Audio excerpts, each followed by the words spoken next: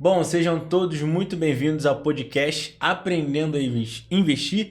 Eu sou o Daniel Mariano, estou aqui com meu amigo João Guilherme e hoje a gente vai aprender a investir nada mais, nada menos que um cara do investimento, o CEO da Revenue. Bom, ele que entende muito bem sobre investimento privado. Seja muito bem-vindo, meu amigo Gustavo Armoa. Muito obrigado, agradecer a oportunidade de estar compartilhando um pouquinho do nosso trabalho, um pouquinho do nosso conhecimento, do nosso dia a dia. Muito bem colocou, meu nome é Gustavo Armoa, atualmente estou como CEO da Revenue. Revenue é uma securitizadora de títulos privados e, bom, tá um pouquinho para fazer um bate-papo e compartilhar um pouquinho do que a gente faz. A gente está aqui para isso, para aprender realmente. Eu confesso que eu não entendo muito desse mundo, mas estou aqui para aprender com você. Com muita vontade de aprender. Gustavo, quando a gente chegou, a gente viu que você veio com um rapaz. E Sim. Lá fora a gente conversou que ele é praticamente seu braço direito. E eu queria saber se tem a possibilidade de a gente chamar ele também para essa conversa. Com certeza. Atualmente é o Matheus, né? Hoje o nosso diretor de operações. Por favor, Matheus, soma aí para a gente chamar nosso bate-papo. Se organizar aqui, senta com a gente. Vou falar um pouquinho aqui. Seja bem-vindo, Matheus. Obrigado por participar desse grande bate-papo aí. Vamos lá, então, Gustavo. Ele é... Desculpa te cortar. Sim. Então, ele é seu braço direito. Matheus, se apresenta um pouco. O braço direito da Revenue. Matheus, se apresenta pra gente. Hoje eu estou como CEO, né, da Revenue.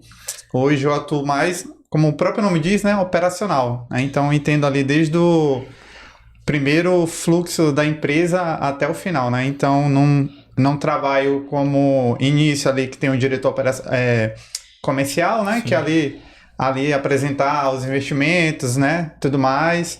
Mas eu acompanho toda a cadeia ali que gera hoje dentro da nossa empresa, né? Sim. Antes da gente entrar assim no assunto de investimentos, eu queria conhecer um pouco da história do nosso amigo Gustavo e logo após do Matheus. Claro. Pessoal, eu tenho que confessar para vocês que eu sou o gringo, como a maioria dos brasileiros chama. Eu sou paraguaio, né? Meu pai é paulista e minha mãe é paraguaia. Então, na hora que eu nasci em Assunção, né? E depois de grande, eu vim seguir meu sonho, que é trabalhar no mercado de capitais. Assim.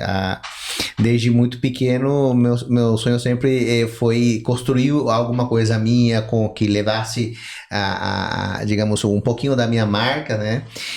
Para contar um pouquinho da minha história, eu trabalhei em distintas áreas, em várias empresas. Trabalhei com empresas como Nestlé, Coca-Cola, BBVA, Banco Espanhol. Eu trabalhei na Microsoft e, por último, meu último, digamos, serviço como operador, trabalhei como CTO de um agente autônomo de investimento vinculado à XP, e foi lá que eu aprendi que o mercado precisava um pouquinho mais de soluções, que hoje o nosso mercado ele é bem limitado em questão a título. Então eu resolvi empreender nessa área. Então hoje a gente tem a Revenue em parceria com o Matheus e vários outros sócios também que acreditaram um pouquinho nessa visão de simplificar a vida do investidor. Então basicamente foi essa ideia que nos uniu com o Matheus, né? E foi por acaso de outros negócios que a gente empreendeu por separado, no certo, a gente terminou virando sócio. Pronto, é isso mesmo. Me chamo Matheus Silva, né? Como vocês já apresentaram. Eu, dentro da Revenue, como eu já falei anteriormente, né? Tomo conta ali de todo o operacional. Hoje nós somos diretamente da Revenue 4 sócios, né? Onde vocês ainda vão conhecer o Igor Barioni e a Maria Luísa, né? Maria Luísa a gente chama que é a nossa... Me chamo de apaga incêndio, né? Que é o operacional, né? Mas a Maria Luísa é a nossa diretora jurídica, né? Então já sabe, né? Como é o jurídico, né? Então a gente, assim, para simplificar, hoje... a gente está há algum tempo junto, um pouco antes da Revenue, né? Eu conheci o Gustavo aí por alguns empreendimentos anteriores a esse, né? E hoje minha experiência, eu sou ex-Vale, né?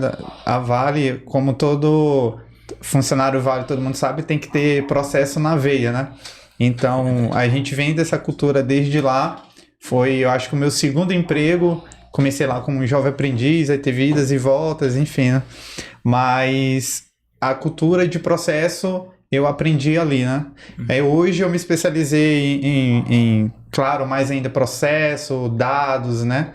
Controle de rotina.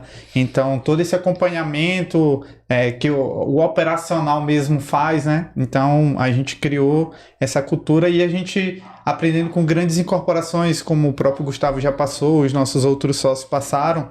A gente trouxe isso, fez um pacotinho ali, trouxe tudo isso dentro da Revenue, né? Hoje a gente leva essa boa política aí dentro da Revenue. Abrir um parênteses aqui na nossa conversa. Agora, o diretor da XP e da Vale, eu acho que esses caras deixaram duas grandes potências do investimento. Os caras entendem muito do que eles estão falando. E a gente tem a honra de estar aqui com a gente para somar. E o que te motiva, Gustavo, é continuar nesse mercado? O que te faz ter essa paixão por essa área? Então, pessoal, desde pequeno eu era um pouco rebelde, né? Eu era o cara que gostava de desfazer as coisas, de desmontar o rádio da minha avó. Eu lembro que eu queria saber como funcionava a rádio, aí desmontei tudo, né? Então, depois de eu testar meus conhecimentos, eu trago isso na veia. E trazendo um pouquinho em relação a hoje, o que me motiva é a paixão por construir, a paixão por fazer uma coisa que eu amo, que é a parte da tecnologia. Eu tenho uma pegada de programação. Eu sou atualmente engenheiro de software, terminando minha pós na área de microserviços, então uma área que eu gosto muito, gosto de aprender, e juntei o útil ao agradável, que é a parte de tecnologia e a parte da área de investimentos. Então, me motiva muito a aprender, e mais ainda que boa parte do que eu gostaria que fosse, ou como eu gostaria de ser servido como investidor, quando eu comecei nesse mercado, não tem. Então, trazer um pouco aquela boa prática, aquela experiência, que a gente brinca muito, a experiência Apple na área de investimentos, né? Então, a gente brinca muito de trazer a melhor experiência, de realmente a gente fornecer alguma coisa para o mercado de investimento que ela tenha a experiência, a jornada, a simplicidade, tá? De não ser aquele bicho papão, cheio de... Simplificar um pouco mais. Né? Exato. Então, a minha motivação é essa, de simplificar, desburocratizar, né? Toda essa área de investimentos complexos e simplificar o acesso, né? Que hoje em dia, investir em título privado ainda é um bicho papão, então trazer essa simplicidade no processo. Sim.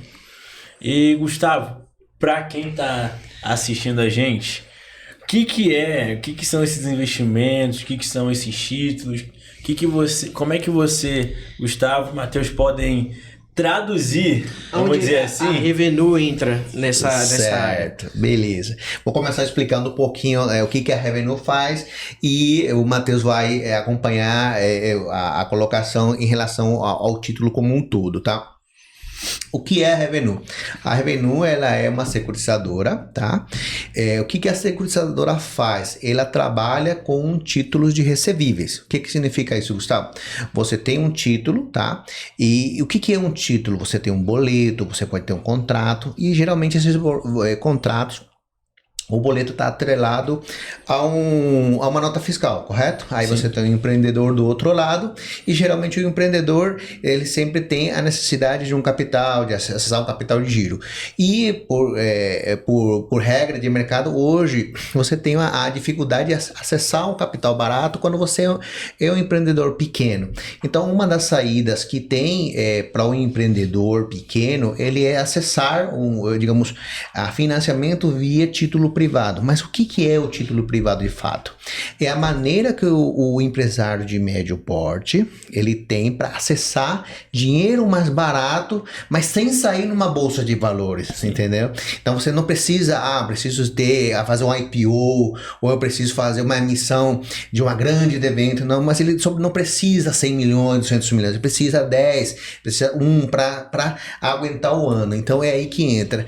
E em contrapartida, você tem os investidores que ele tem apetite ao maior, capacidade de absorver risco, porque ele já é um investidor um pouco mais qualificado, é aquele investidor que já superou a etapa do Tesouro Selic, superou a etapa de entender mais o risco. Então, o que a seguradora faz? É encontrar o empreendedor que ele precisa de acesso ao capital mais barato e do outro lado um investidor que ele já é mais qualificado, que ele já entende um pouquinho mais do risco, né?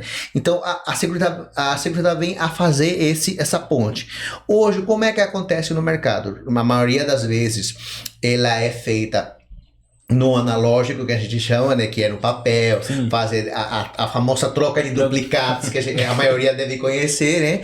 Então a Revenue entra nesse meio, simplificando o processo, digitalizando tudo que tem hoje no offline, né? Então a ideia nossa é simplificar tanto por empresário e simplificar para o investidor, que ele já tem outro tipo de apetite e que ele tem a vontade de melhorar o portfólio dele. Em linhas operacionais, eu deixo para o Matheus explicar o que é uma debenture, como que ela funciona, tá? E como é o contexto de ele ter isso. Então, o que é a parte operacional é tudo com o Matheus. Pronto. Hoje, uma debenture, né, um título privado. Hoje é um dos meios que tem para você injetar dinheiro ali num empreendimento específico ou simplesmente adiantar uma nota fiscal, ali um contrato, né? Por exemplo, de prestação de serviço, a gente tem como adiantar isso. Exemplo bem prático. Você tem um contrato de 30, 60, 90. Eu não consigo esperar, preciso fazer caixa para fazer outro empreendimento, investir ali em outros equipamentos, eu quero alavancar minha empresa. Nós fazemos esse adiantamento. Aí tem um porém, né? Depende, assim, é aberto a todas as empresas, mas nem todas as empresas estão organizadas para tanto, né? Sim. Então, a gente tem, claro, essa avaliação de risco, porque entre esse meio, podemos dizer que a maior tomadora de risco é a securitizadora, né? Porque, como o próprio Gustavo falou, ela está entre o meio ali dos dois, né? Tanto quanto o investidor, quanto a pessoa que está precisando do recurso, né? Aí que seja empresas, né? PF hoje tá muito difícil, acho que está escasso já isso no mercado, né? Mas a gente tem esse recurso tanto para propósitos específicos, né? Hoje a Revenue atua muito na parte imobiliária, né? Exemplo prático também para a gente ficar bem claro. O João, o Guilherme aí precisa fazer um empreendimento. Eu quero fazer um condomínio de 10 casas. Exemplo, né? Eu já abri aqui toda a documentação preciso para fazer esse lançamento, né? Vender as casas. Você vai ter que ter um início ali de vendas, esse no algum dos mundos, né? Isso é algumas das condições. E a gente vai pegar esses contratos de venda seu, vai adiantar para esse valor de adiantamento, você injeta ali para poder alavancar seu empreendimento. Mais. E vice-versa, você quiser comprar mais equipamentos, né? Por exemplo, aqui um podcast, eu quero alavancar, fazer mais unidades. Então, a gente faz todo esse operacional, a gente chama de operação estruturada, né? Hoje, a operação estruturada para esse tipo de, podemos dizer, de ativos, né? Então, a debenture hoje, só para título de informação, hoje é o título mais usado para esses empreendimentos, né? Para alocar recurso, Para alocar recurso. Então, hoje a debenture, apesar que não sei o quanto, pelo menos aqui no Maranhão, né? Eu acho que muita gente não conhece, né? Conhece ali, talvez, CCB, né? Sim. A poupança, né? Sim. Que ainda é muito popular. mas... CDB, CDI. E CDI e tudo mais, a sopinha de letras que a maioria já deve ter ouvido. Às vezes até investe porque algum agente autônomo ou amigo conhecido, não, ó, tô Falou, investindo aqui, falou, mas entre a maioria, a própria ali, as corretoras, né, são colocadas dentro de uma debenture. Ô, Matheus, uma criptomoeda se encaixa nesses investimentos? Criptomoeda já é um outro tipo Já é de... um outro segmento, já é né? um outro segmento. Outro tipo de ativos. A Sim. debenture está incluído dentro de uma renda fixa, Sim. que hoje são uns títulos mais seguros que existem, Sim. né? Claro que todo título não tem risco zero. Não existe o risco zero no mercado de investimentos. A gente viu as grandes varejistas tendo muita dificuldade de sobreviver no mercado, né? Muitas vezes trazendo um pouquinho a tua consulta em relação às moedas digitais, elas seguem outro tipo de regra, elas seguem outro tipo de que a gente chama de convênio, né? Significa um consenso, né? Então ela tende a ser um arcabouço diferente do que é uma debênture. Nesse caso, nossa debênture, a securitizadora, ela é responsável pela estruturação, ela é responsável pela colocação desse tipo de título ao mercado, que a gente chama de distribuição de títulos, né? E a gente chega nos investidores, né? No caso, o João, Maria, que ela já tem um portfólio e geralmente esse tipo de título é uma parte dentro da carteira que ele aloca esse risco. Geralmente, quando a gente fala de debêntures privada, não é 100% da carteira, geralmente está na casa de 5% a 8% do patrimônio do portfólio do investidor. Tá? Então, aí entrando um pouco da criptomoeda, atualmente o que está acontecendo com as debêntures? As debêntures, elas tendem a ser tokenizadas, que são diferentes, né, do que é uma moeda fiat ou uma moeda digital como Bitcoin ou Ethereum. Então, o que é tokenizado, Gustavo? Você pega o título e você gera uma representação digital dessa debenture, e onde você vai ter aquele famoso hash, né, aquela famosa letra gigante, e você tokeniza para quê? Para você poder fracionar e, digamos, democratizar o acesso. Então, muitas vezes, o investidor não consegue ou não tem a capacidade de comprar um título inteiro. Então, você pode, através da tecnologia, através do blockchain, né? Você traz esse token, fraciona e você pode vender isso em mais, digamos, em mais investidores, né? A tendência hoje, se você olhar no Brasil, se popularizou muito esse tipo de contrato, né? Porque em via de regra, a debenture, ela é isso, é um contrato de investimentos. Você vê muito isso no contrato no segmento do futebol, no segmento esportivo. Sim. Por exemplo, você tem muitas empresas que elas estão tokenizando um contrato. O Flamengo é uma empresa que já fez isso, que tem um token rubro-negro, né? Exato. Justamente você tocou no mais popular de todos, sim, tanto a maioria. Então, a tendência é que, no caso da debenture, é um contrato de investimento onde ela tem as regras, as condições, os pagamentos, o valor, capital. Você tem lá a condição em quanto tempo ele pode resgatar, qual o tipo de risco, né? O que o token faz é digitalizar essa representação desse papel, o que vai possibilitar você, graças à cadeia a cadeia, o blockchain, né, como a galera conhece mais, né, simplificar, que eu possa pegar um pedacinho daquele contrato e eu poder participar. Então, sim, você tem a maior pulverização desse risco. Em vez de, por exemplo, Gustavo, mas por que faz isso? Então, porque muitas vezes você pode ter pessoas que têm esse tipo de apetite de risco, mas não tem, ou não pode alocar 100% do patrimônio dele. Então, poxa, não posso pagar 10 mil, mas posso pagar 2 mil. Então, mais ou menos, ou R$500, tá? Então, você deixa essa facilidade, esse acesso. Então, por que a tecnologia, ela vem a simplificar? Por quê? Primeiro, você chega a mais pessoas, né? Que é o que a Revenue faz. Porque se você olhar hoje o site da Revenue, o que você vai ter?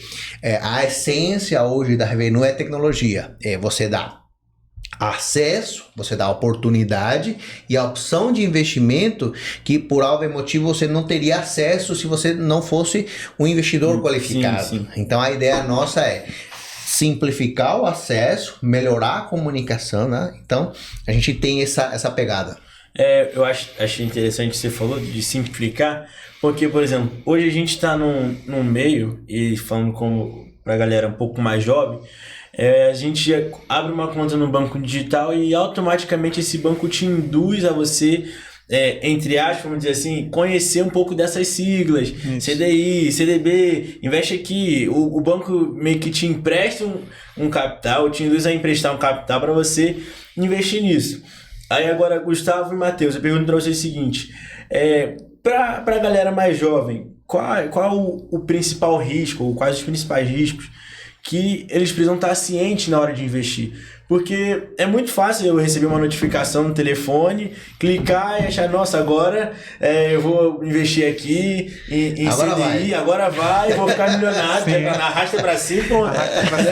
É muito fácil, assim, parece que as pessoas acham que é muito fácil, mas a gente sabe que não é. É um processo que envolve muita paciência, longo prazo. Estudo, Exatamente, você tem que estudar, a sua cabeça precisa estar no lugar. Então, quais os principais riscos que a galera precisa estar por dentro antes de investir? Pronto, eu vou falar um pouquinho numa parte que eu digo sempre, eu tenho uma filha de 14 anos que eu estou explicando o que é investimento para ela. Então, eu sempre penso no público, porque eu tenho uma filha e tenho que explicar o que ela vai fazer com o cartão de crédito, que hoje em dia o mercado de banco, hoje as crianças, por exemplo, a sua filha, ela pode ter uma conta vinculada à sua, um cartão, um adicional vinculado à tua conta. Então, a maior preocupação que eu tenho é que se eu der esse poder, essa habilidade de ela comprar, porque ela, papai, eu vou comprar esse joguinho, uma moeda virtual, então começa por aí. Então,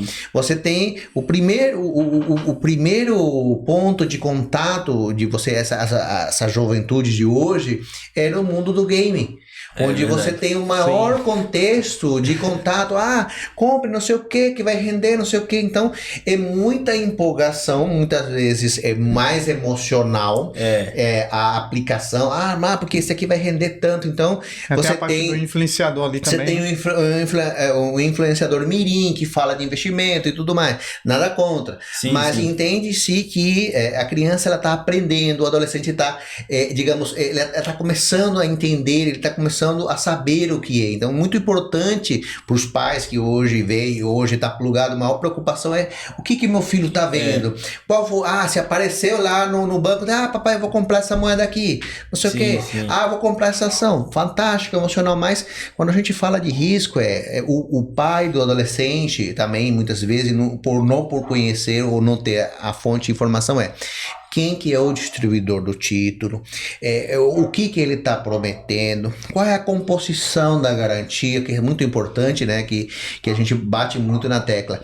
Quem é a pessoa que está tomando o risco, qual é o CNPJ, qual é a composição de garantia, qual é o histórico, o que ele já fez no mercado, ele tem referência, por onde ele já passou, né?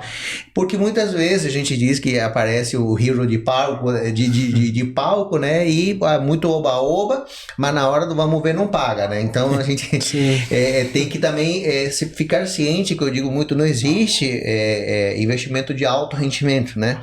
Então o que existe planejamento, existe você entender o que você está comprando, aquela letra miúda que ninguém lê, né? Então é verdade. Parar para ler um pouco o que ele está dizendo lá, quando não entender, perguntar para o papai, o papai não tem, se não tiver o tio, amigo que tem mais acesso, para chegar nisso, né?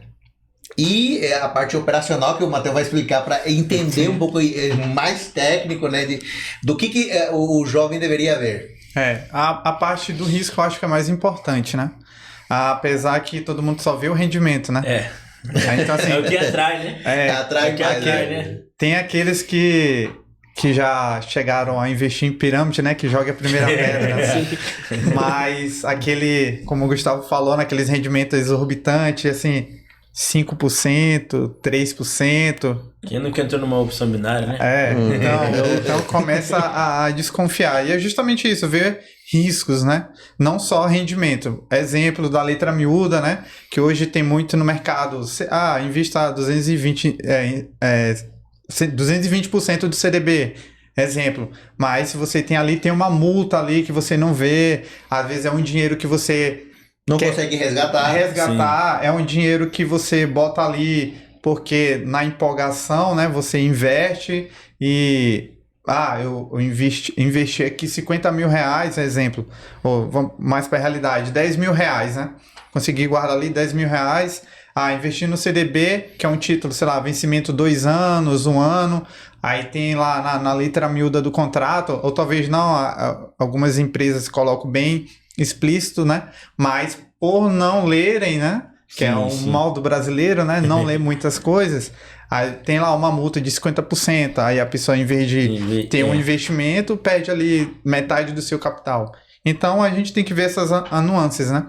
Risco, rendimento, quem que tá ali por trás, entender, né? Que é o estudar aquilo. Comece, a gente fala, né? Ali você saiu da poupança, né?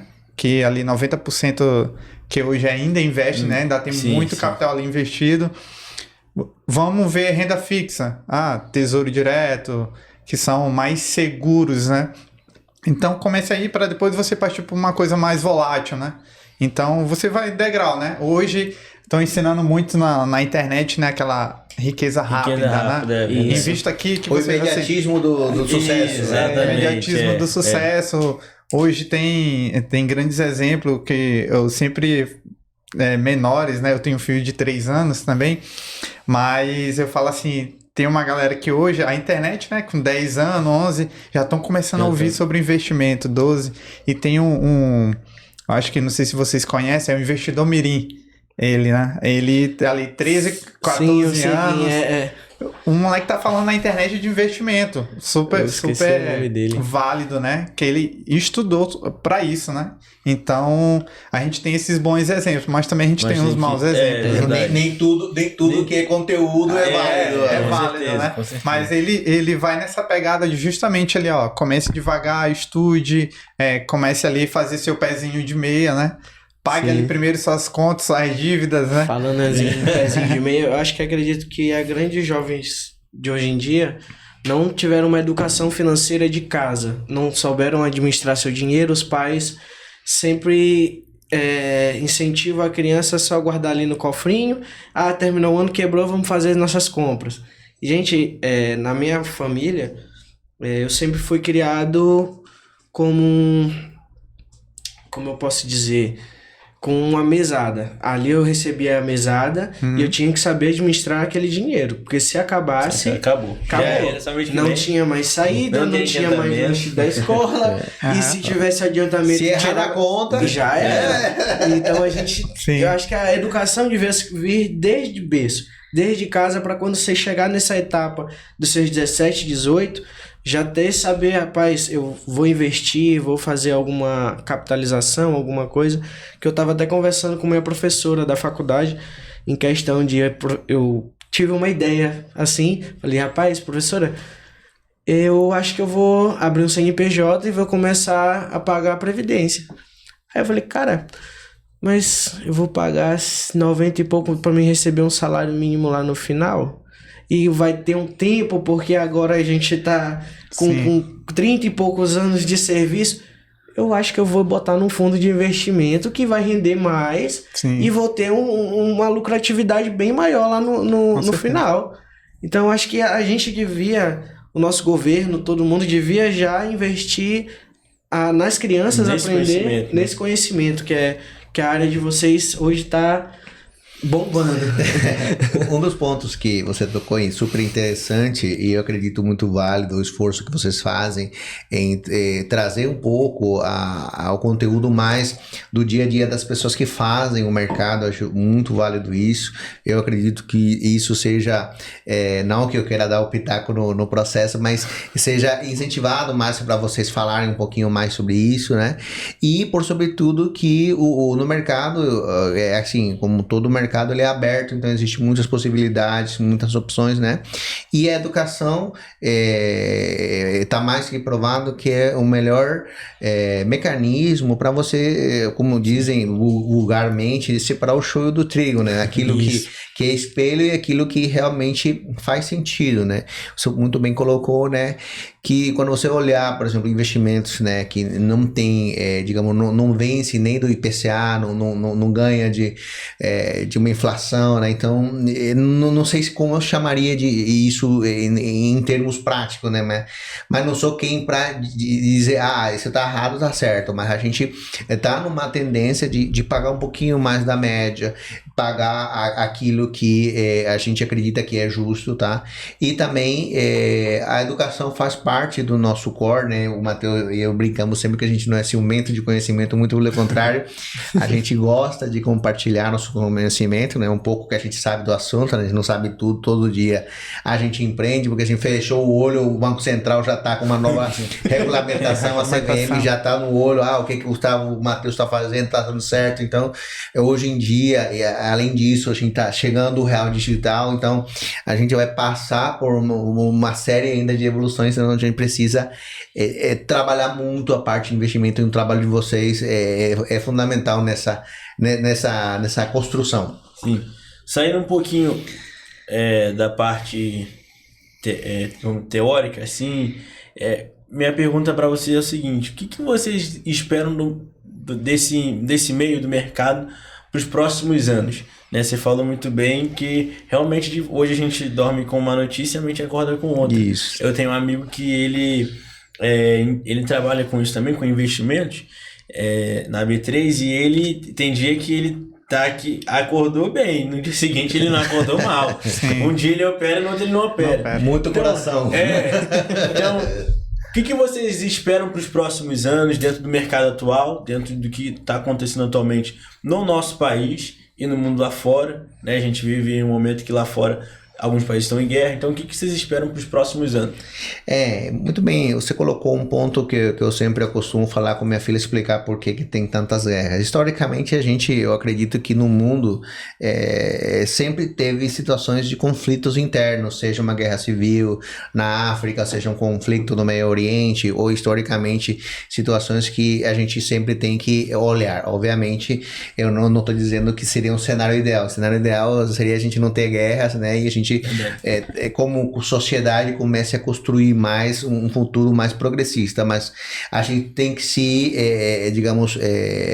estruturar de acordo com a nossa realidade.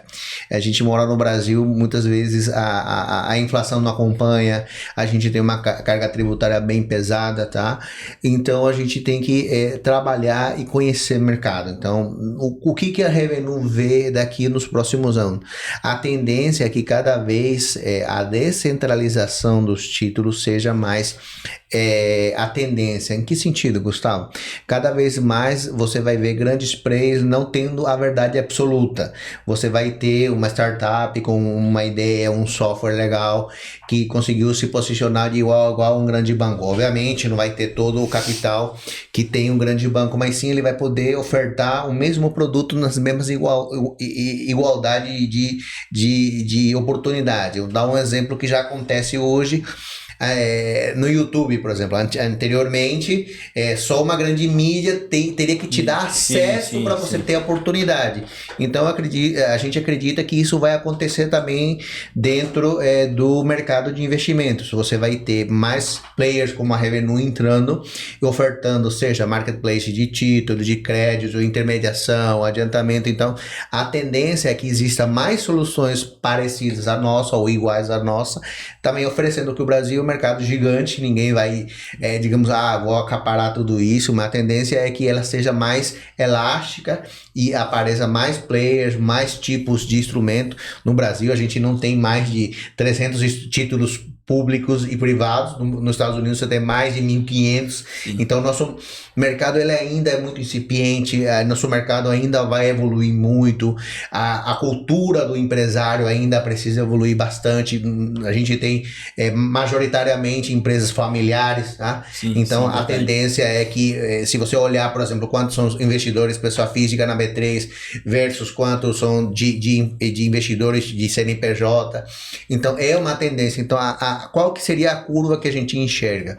Que a tecnologia vai viabilizar mais o acesso a pessoas que hoje nem sabia que poderia existir, a possibilidade de ela pegar um título, não sabe o que é um título, não sabe o que é evento, podcast como igual a esse, chegar a mais pessoas. E a tendência é que ela cresça na base e depois ela performe para cima. Verdade. Então nossa visão é que vai simplificar o acesso, vai aumentar a base de investidores e a gente veria no futuro mais pessoas preocupadas com a aposentadoria, preocupada quanto que ela vai receber.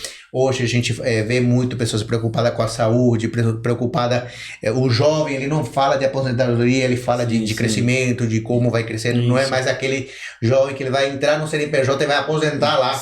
Então você tem mais aquele ping-pong de quem me oferece a melhor experiência, de onde eu vou trabalhar. Então também você tem a tendência de ele se preocupar mais pelo futuro dele, porque ele quer viver, ele quer experiência. Então a tendência hoje é que tenha mais no modelo self-service, de ele escolher, de ele querer.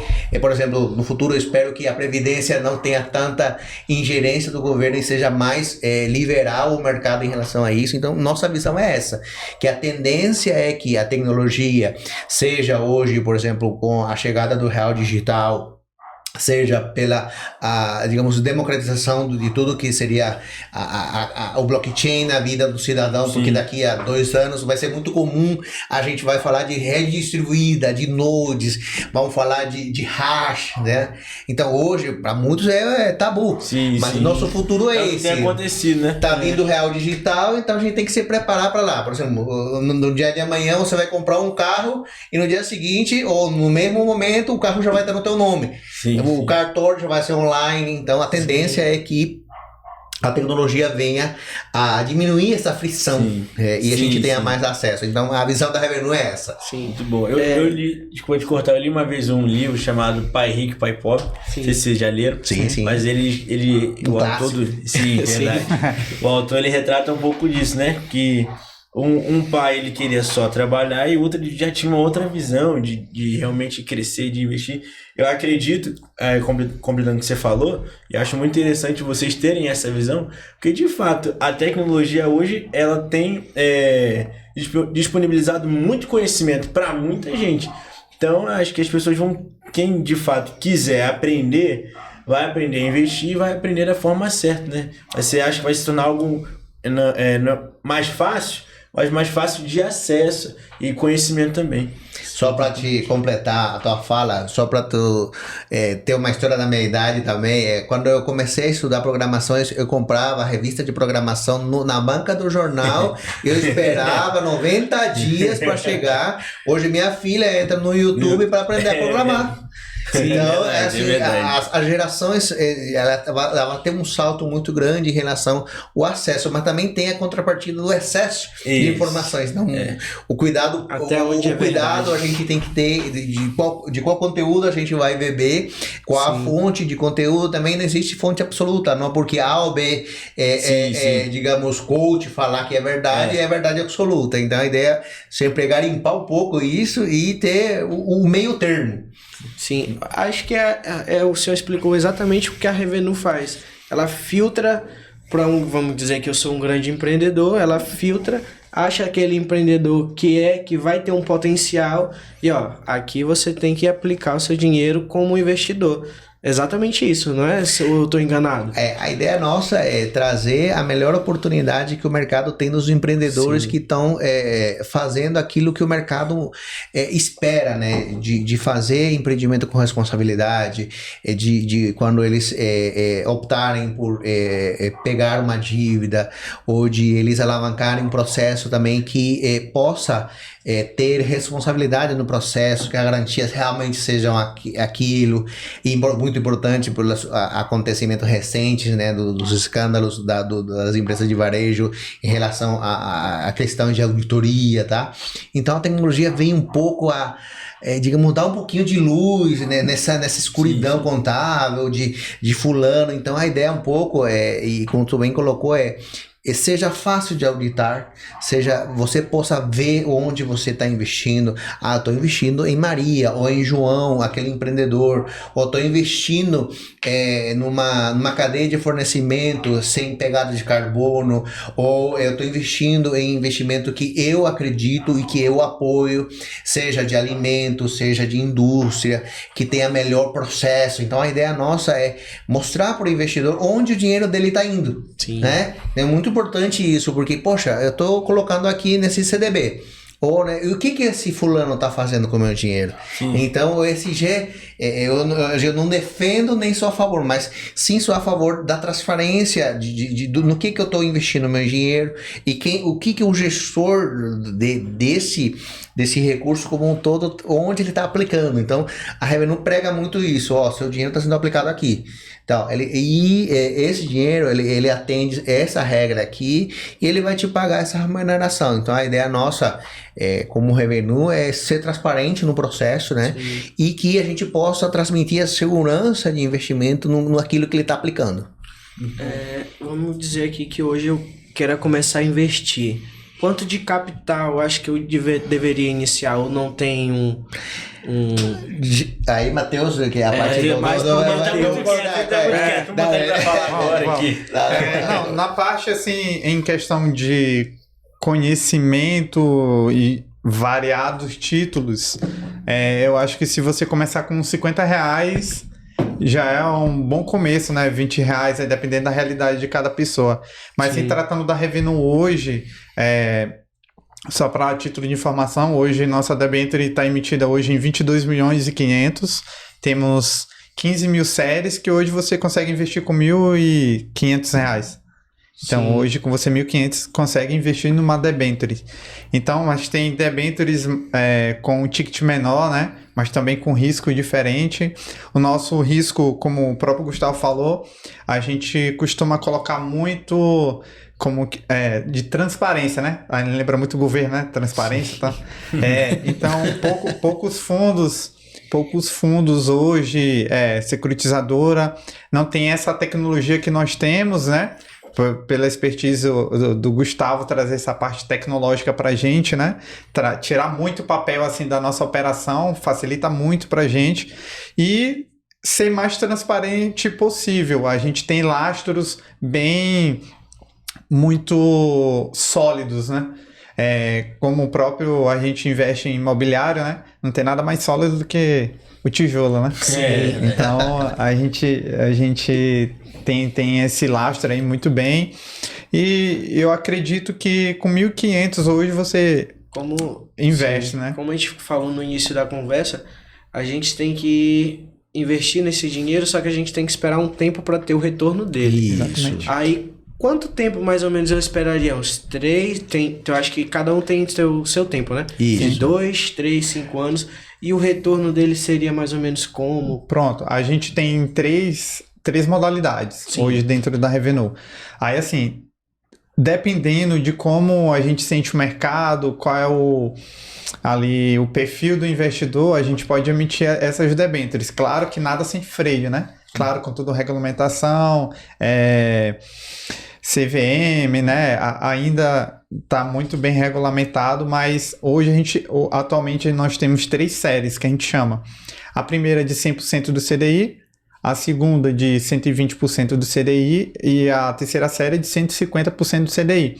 Aí a gente tem de 120 meses, que seria aí 10 anos, né? Sim. Mas tem com menos tempo, porque isso está na nossa mão de a gente sentir aquele perfil do investidor, né? Aqui temos uma leva de perfil de 5 anos, o cara consegue segurar 5 anos, né? 10 anos. Então, assim, o rendimento é esse, de 3 séries de 100, 120 e 150% do CDI. só para trazer em números, 150% CDI, né? Dá mais ou menos 19%. Hoje, né?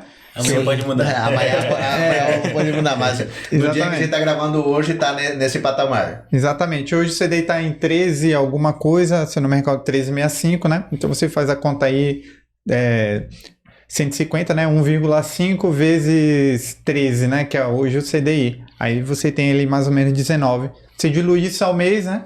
Você tem um rendimento muito maior do que a poupança. 1 ponto, alguma coisa... Né, que já é muito atraente, acima de 1%, né? Então, verdade. Além dessa rentabilidade, como eu falei anteriormente, você tem que ver o risco, né? Então, a gente deixa muito bem claro no qual a gente está aplicando aquele investimento. Né? Bom, gente, a conversa tá muito boa. A gente não viu nem a hora passar. Foi um papo excelente. Eu tinha mais perguntas aqui. Mas a gente tem um tempo... Se o pessoal da direção não manda uma mensagem aqui pra gente, tem que encerrar. E aí a gente pergunta pra fazer. Vamos ter um outro papo, conhecer também os outros CEOs da Revenue.